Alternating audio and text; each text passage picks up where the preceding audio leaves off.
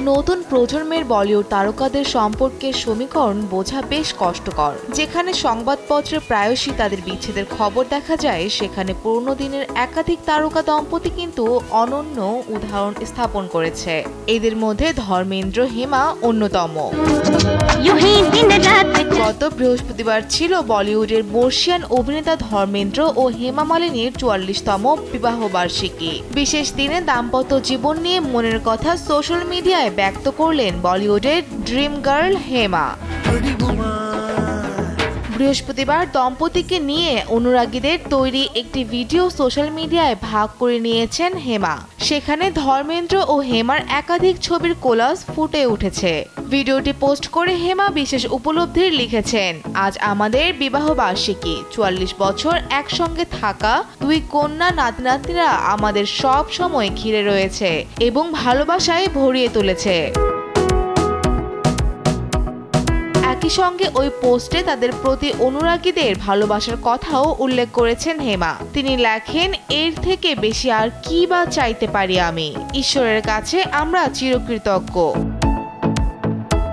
৪ সন্তানের বাবা ধর্মেন্দ্রের প্রেমে পড়েছিলেন বলিউডের dream girl Hema Malini. Superstar জিতেন্দ্রের সঙ্গে বিয়ে ভেঙে পরিবারের অমতে বিবাহিত ধর্মেন্দ্রের হাত ধরেছিলেন হেমা। পরিবার সমাজের পরোয়া না করে মনের ডাকে সাড়া দিয়েছিলেন অভিনেত্রী। ১৯৮০ সালের ২রা মে নিকাহ সম্পন্ন হয়েছিল তাদের। ধর্ম পরিবর্তন করে নামও রাখেন দেলোয়ার খান ও আয়েশা খান। বৃহস্পতিবার তাদের ৪৪তম বিবাহবার্ষিকীতে বাবা মার লেন্স বন্দি মিষ্টি মুহূর্ত সোশ্যাল মিডিয়ায় ভাগ করে নিয়েছেন এশা দেওয়াল।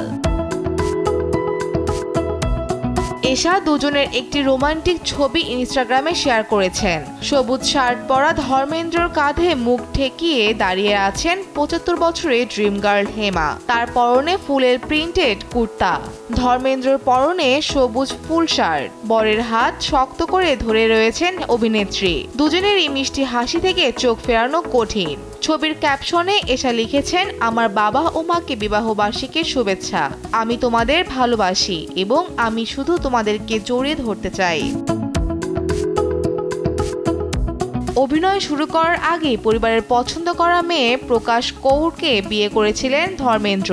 প্রকাশের সঙ্গে ধর্মেন্দ্রের বিয়ে হয় ১৯৫৪ সালে। সেই সময় অভিনেত্রীর বয়স ছিল মাত্র ১৯ বছর। হেমার সঙ্গে সম্পর্কে জড়ালেও কোনোদিন প্রথম স্ত্রীকে ডিভোর্স দেননি অভিনেতা। প্রকাশ কৌর ও ধর্মেন্দ্রর ৪ সন্তান সানি দেওয়াল, ববি দেওয়াল এবং ২ মেয়ে বিজেতা ও অজিতা। ধর্মেন্দ্রকে দর্শক সম্প্রতি তেরি বাতোঁ মে ऐसा उलझा जिया সিনেমায় দেখেছেন। অন্যদিকে হেমা এখন ভারতের চলমান লোকসভা নির্বাচন নিয়ে ব্যস্ত রয়েছেন বলে জানা গেছে। ফৌজিয়া ফারিহা, দেশ টিভি।